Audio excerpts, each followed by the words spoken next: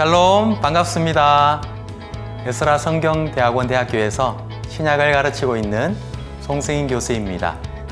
주 만나와 큐티를 보다는 하나님의 말씀을 가까이 할 수 있는 좋은 친구입니다. 5월에도 주 만나를 통해 하나님과의 친밀함을 회복하시기 바랍니다. 감사합니다.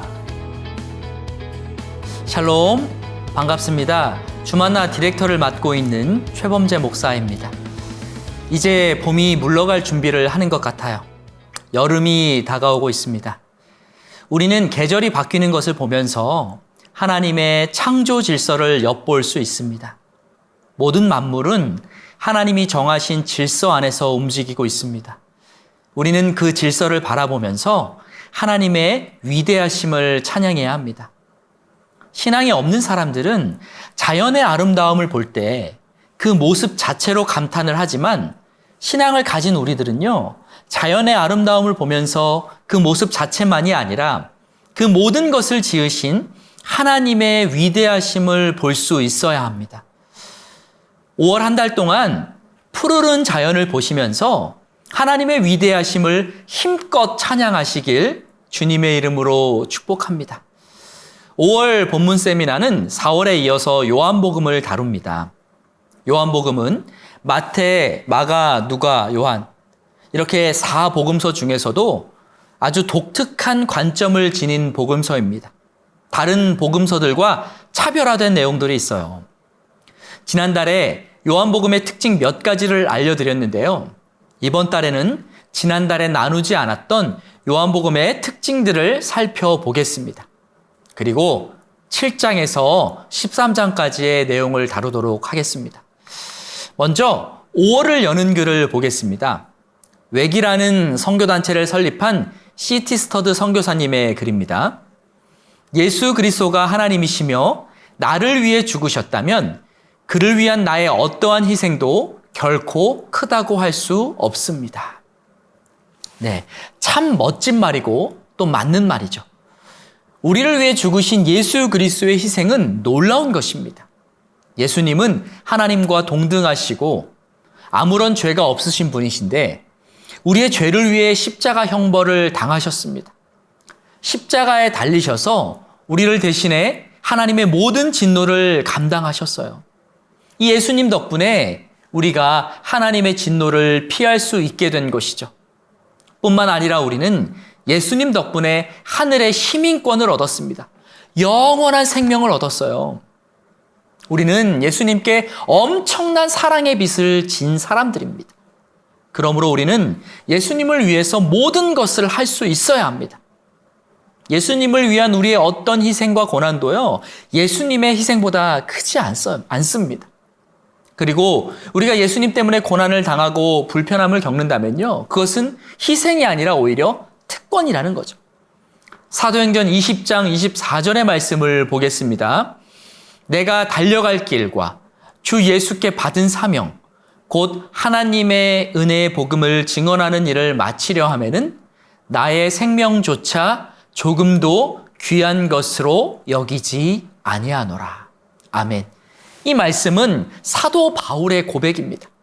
사도 바울은 예수님께 늘 빚진 마음으로 살았어요. 자신이 받은 그 복음의 은혜가 너무 감사해서 자신의 생명조차 아끼지 않았습니다. 우리 역시 복음의 은혜에 진심으로 감사할 줄 알아야 합니다. 그리고 늘 그 은혜에 빚진 마음으로 살아야 돼요. 복음을 위해서 내 모든 것을 아낌없이 드릴 수 있는 성도님들 되시길 주님의 이름으로 축복합니다. 이제 요한복음을 살펴보겠습니다. 먼저 요한복음에 나타난 예수 그리스도에 대해서 살펴볼게요. 요한복음은 예수님의 생애와 말씀을 기록한 복음서이기 때문에 다른 복음서들처럼 당연히 예수님의 이야기로 가득하겠죠. 그런데 요한복음은 다른 복음서들과 강조점을 다르게 합니다. 특히 요한복음은 성육신하신 하나님의 아들의 신성을 가장 확실하게 표현한 성경이라고 할 수 있어요. 예수님이 사람의 모습으로 이 땅에 오셨지만 예수님이 하나님이시라는 것을 분명하게 드러내는 게 바로 요한복음이라는 겁니다. 요한복음 9장 11절을 보겠습니다. 대답하되 예수라 하는 그 사람이 진흙을 이겨 내 눈에 바르고 나더러 실로암에 가서 씻으라 하기에 가서 씻었더니 보게 되었노라. 네, 이 구절은요, 예수님이 시각장애인을 고치시는 장면인데요. 예수님을 표현할 때 예수라 하는 그 사람이라고 표현하고 있습니다. 그러니까 예수님이 천사의 모습으로 이 땅에 오신 것이 아니라 우리 같은 사람의 형상, 사람의 모습으로 이 땅에 오셨다는 거예요. 그런데 요한은요, 예수님이 사람의 모습으로 오셨다는 것만 말하지 않았습니다. 6장 68절과 69절입니다. 시몬 베드로가 대답하되 주여 영생의 말씀이 주께 있사오니 우리가 누구에게로 가오리이까? 우리가 주는 하나님의 거룩하신 자이신 줄 믿고 알았사옵나이다. 아멘. 요한복음은 베드로의 고백을 통해서 예수님이 단순히 사람이 아니라 하나님의 거룩하신 자라고 말하고 있습니다. 하나님의 거룩하신 자라는 것은요, 하나님처럼 거룩하신 분이라는 뜻이에요. 그러니까 예수님의 하나님 되심을 강조하는 표현인 겁니다. 또 요한복음에는 예수님의 7가지 표적과 7가지 자기 선언이 나옵니다. 이 7가지 표적과 7가지 자기 선언은요, 예수님의 하나님 되심을 더욱 드러내는 거예요. 그러니까 예수님의 신성을 나타내는 거라는 겁니다. 먼저 예수님의 7가지 표적을 보겠습니다. 첫 번째 표적은 물이 변하여 포도주가 되는 기적입니다. 이를 통해서 우리는 예수님이 생명의 근원이심을 알 수 있습니다. 두 번째 표적은 예수님이 왕의 신하의 병을 고치신 기적입니다. 이때 예수님은 병에 걸린 왕의 신하를 직접 만나지 않으시고 원거리 치유 사역을 하셨어요. 그냥 멀리서 그 집에 찾아가지도 않고 멀리에서 명령만 하셨는데 왕의 신하의 병이 고쳐진 것이죠. 이를 통해 우리는 예수님이 거리를 넘어서는 분이심을 알 수 있습니다. 세 번째 표적은 베데스다 연못에 38년 된 병자를 고치신 기적입니다. 이를 통해서 우리는 예수님의 전능하심을 볼 수 있어요. 예수님은요, 불가능이 없으신 하나님이십니다. 네 번째 표적은 너무 유명한 오병이어의 기적입니다. 예수님은 보리떡 5개와 물고기 2마리로 무려 10,000명이 넘는 사람들, 남자만 5,000명이라고 했으니까 여자와 어린아이를 포함하면 10,000명이 훌쩍 넘는 거의 20,000명에 육박하는 사람들을 먹이셨습니다. 놀라운 기적이죠. 그리고 예수님은요, 이 기적을 통해서 자신이 바로 생명의 떡이라고 말씀하셨어요. 우리가 예수님과 연합하면 영원히 배고프지도 않고 죽지도 않는 진정한 영생을 얻을 수 있다고 말씀하신 것입니다. 성도 여러분, 날마다 예수님 안에 거하시기 바랍니다. 그러면요, 예수님이 주신 영적인 양식을 받아 누릴 수 있고 영적인 그 배고픔이 사라지는 거예요. 그리고 영원한 생명을 얻게 되는 줄 믿습니다.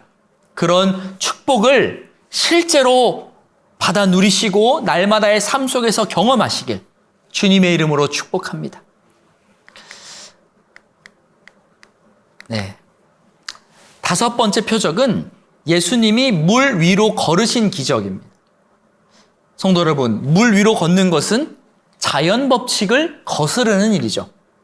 이 세상에 있는 모든 피조물은요, 자연 법칙의 지배를 받습니다. 자연을 거스를 수 없어요.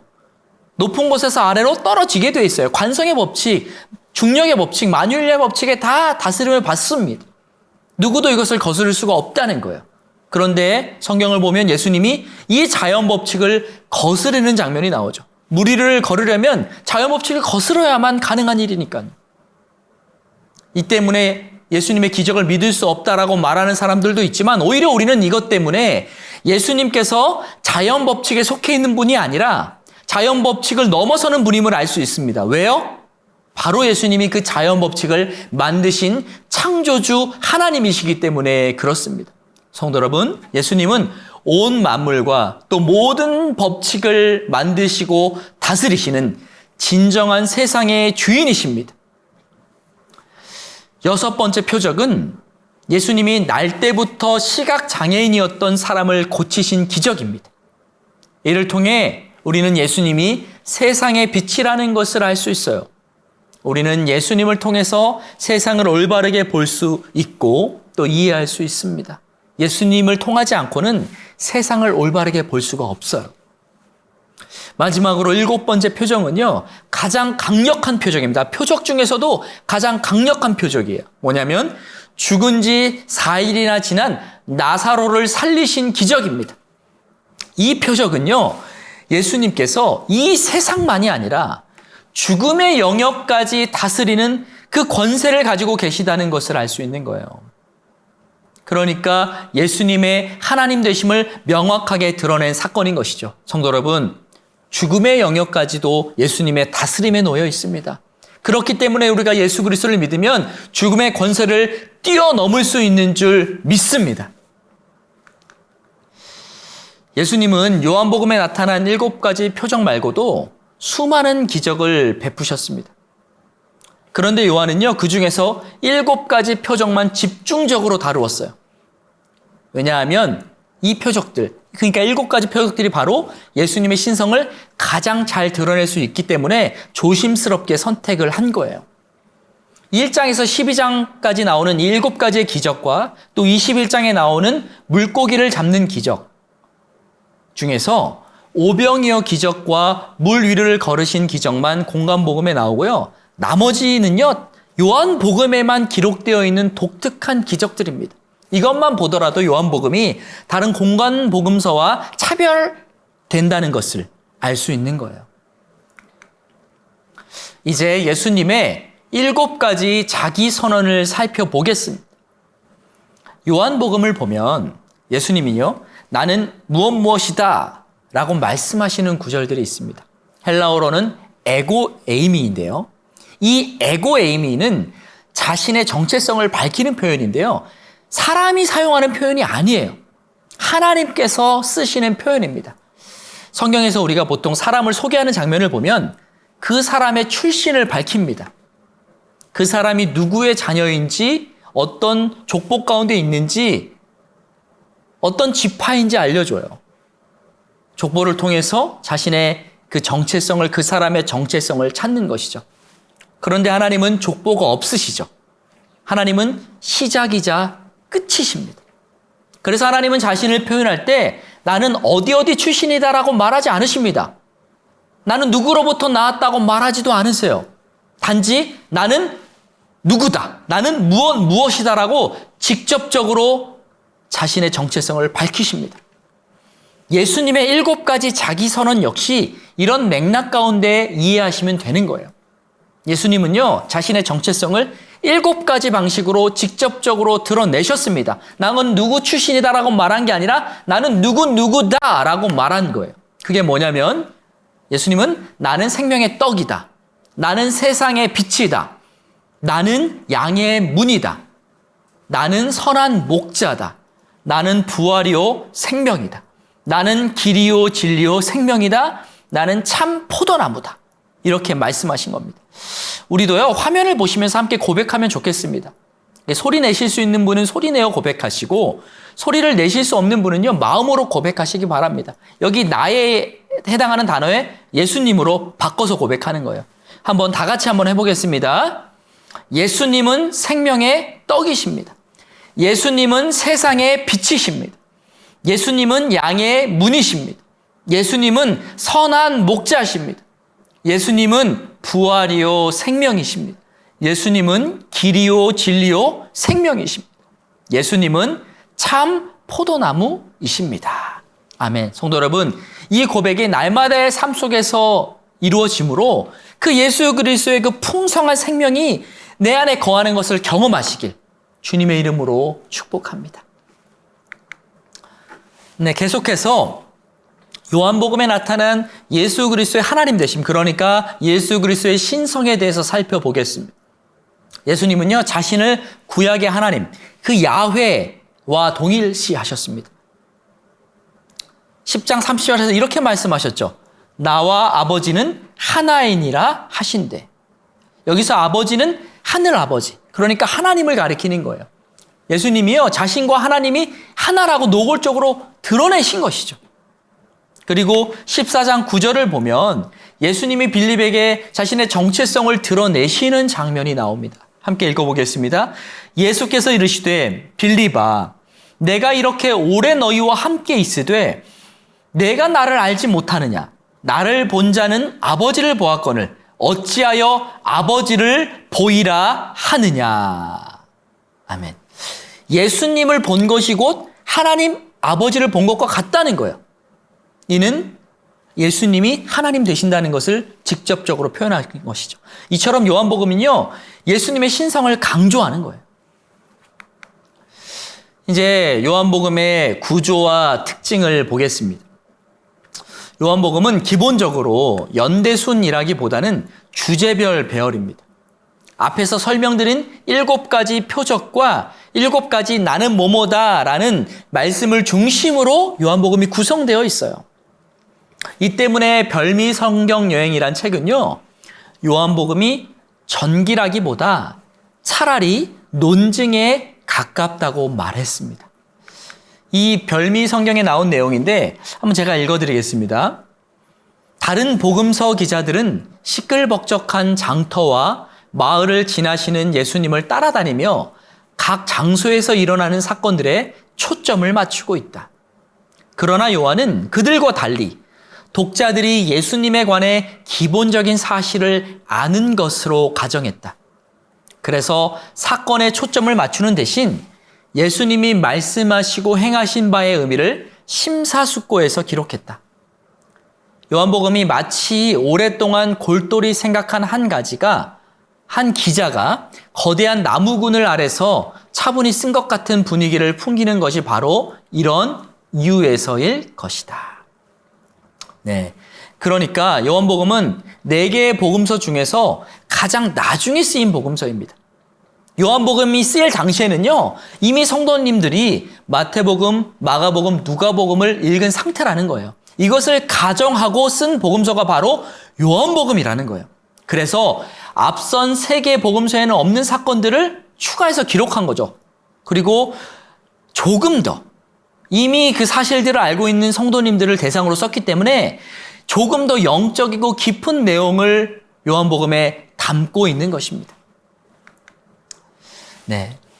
누가는 예수님의 인성을 따라 인자로 표현하고 있지만 요한은 예수님의 신성에 따라 하나님의 아들로 표현하고 있습니다.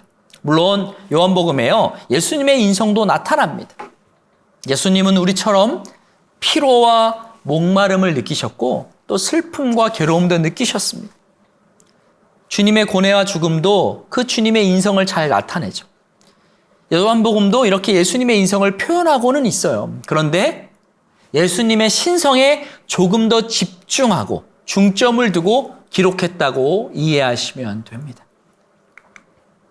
그래서 종교개혁자 요한 칼빈은 요한복음을 주석하면서 이렇게 말했습니다.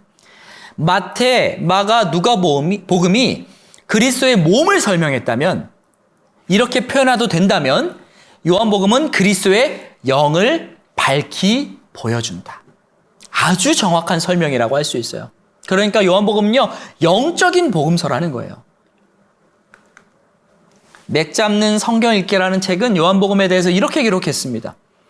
요한은 성경의 어느 기자보다도 더 일반적인 단어들을 사용하고 있다. 예를 들면 물, 세상, 빛, 생명, 탄생, 사랑, 진리 등과 같은 단어들이다. 그는 이런 평범한 단어들의 심오한 의미를 담아내고 있기 때문에 성경 연구가들은 오늘까지도 그가 전하려고 했던 의미를 해석하는데 많은 노력을 기울이고 있다. 네.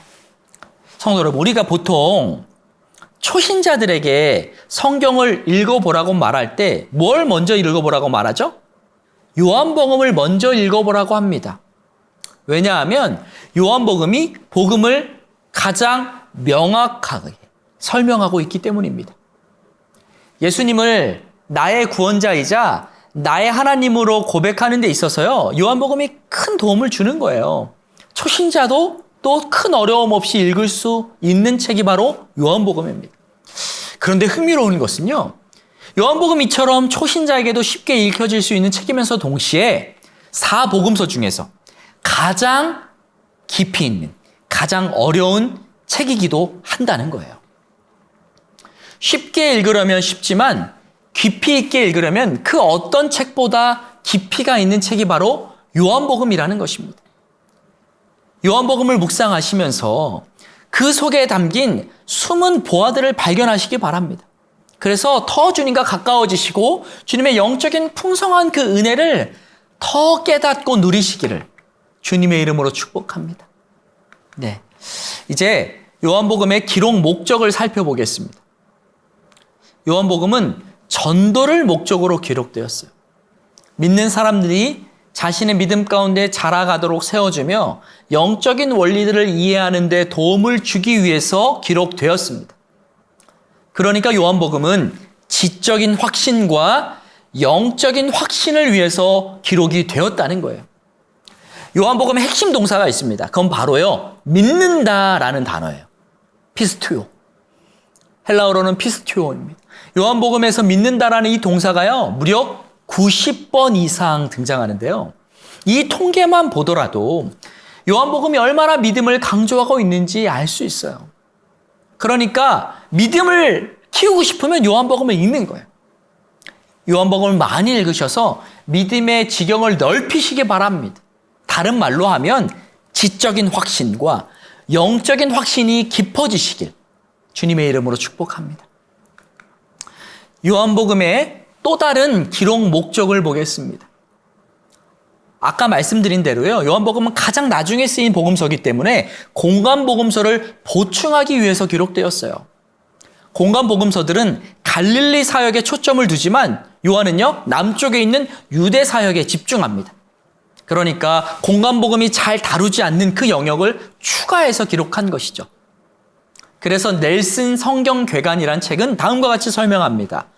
요한은 공간 복음의 내용을 보충하고 특별히 헬레니즘 문화권의 독자들에게 그리스도의 신성과 사역에 대해 적절한 신학적 해석을 제공하기 위해 요한복음을 기록했다. 네. 이제 요한복음 7장에서 13장까지의 주요 내용을 간단하게 살펴보겠습니다. 7장은 예수님이 명절에서 가르치시는 내용이에요. 예수님이 명절 중간에서 막 가르치기 시작하자 수많은 사람들이 그 가르침에 놀랐습니다.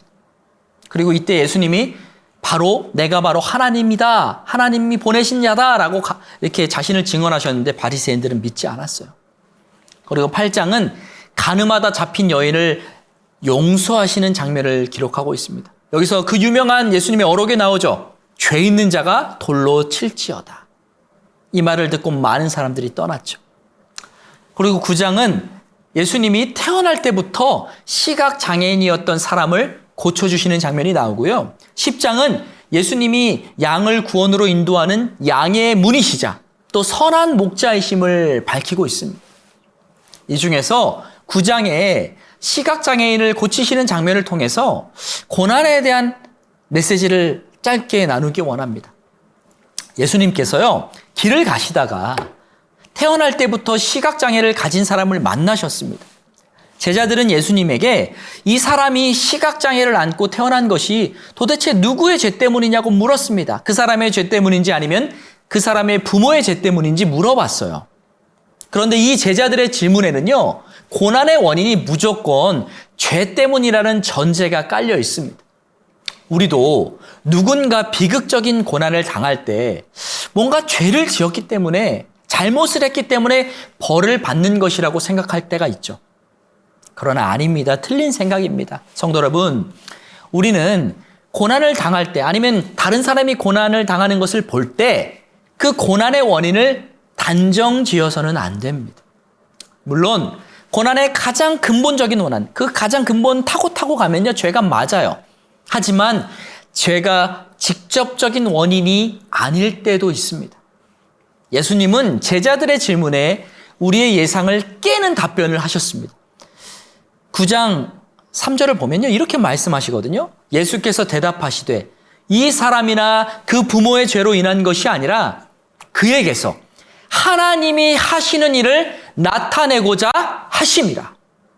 네, 그러니까 예수님은 시각장애를 가진 이유가 죄 때문이 아니라, 누구의 죄 때문이 아니라 하나님이 하시는 일을 나타내기 위한 것이라고 말씀하신 거예요. 하나님의 영광을 위해서 시각장애인이 날 때부터 고난을 당했다고 말씀하신 거죠. 실제로 이 시각장애인이 예수님께 고침을 받은 사건으로 인해서 어떻게 되죠? 예수님이 전능한 하나님이시라는 것이 드러난 거죠. 우리도 마찬가지입니다. 우리가 고난을 당할 때 그 이유가 우리가 잘못해서가 아니라 또 다른 사람의 잘못 때문이 아니라 하나님의 일하심이 드러나기 위해서 우리가 고난을 당할 때가 있다는 거예요. 그러므로 고난 당할 때 그 원인을 단정 짓지 마시고 그럴 때 잠잠히 하나님께 나아가 하나님의 뜻을, 그 고난의 뜻을 물으시기 바랍니다. 그러면 하나님께서 어떤 방식으로든 우리에게 찾아오시고 깨닫게 하실 겁니다. 그리고 다른 사람의 고난에 대해서도 쉽게 판단하지 마시기 바랍니다. 그저 아파하고 함께 아파하고 기도해 주시기 바랍니다. 그래서 그 고난을 통해서 모든 것이 합력하여 선을 이루게 하시는 그 하나님을 만나시길, 하나님의 영광을 드러내시길 주님의 이름으로 축복합니다. 요한복음 11장은 죽은 나사로가 살아나는 장면을 다루고 있고요. 12장은 마리아가 향유 옥합을 깨뜨린 사건이 나옵니다. 그리고 13장은 예수님께서 친히 제자들의 발을 씻겨주시면서 너희도 내가 너희를 섬겼듯이 너희도 서로 발을 씻겨주라고 명하시는 내용이 나옵니다. 성도 여러분, 우리는 서로 섬기는 삶을 살아야 합니다. 내 자존심을 깨뜨리고 주님의 마음을 품고 낮은 자리에서 섬기는 삶을 살아야 돼요. 물론 그렇게 살면 세상에서는 미련하다고 욕을 먹거나 무시를 당할 수도 있습니다. 그러나 성도 여러분, 기억하십시오. 하나님 나라에서는 섬기는 자가 큰 자인 거예요. 하나님이 반드시 높여주실 줄 믿습니다. 여러분, 이 세상이 아니라 하나님 나라에서 큰 자가 되셔야 돼요. 그래야 하나님의 큰 칭찬을 받을 수 있고 진정한 복음의 능력, 하나님의 기쁨을 경험할 수가 있는 것입니다. 그렇게 되시길 주님의 이름으로 축복합니다. 네, 이로써 5월의 본문 세미나를 마쳤습니다. 여러분, 날마다 하나님의 말씀을 가까이 하면요, 영적인 질경이 자연스럽게 넓어집니다. 5월에도 주만 나와 함께 영적인 품격을 높이시길 주님의 이름으로 축복합니다. 감사합니다.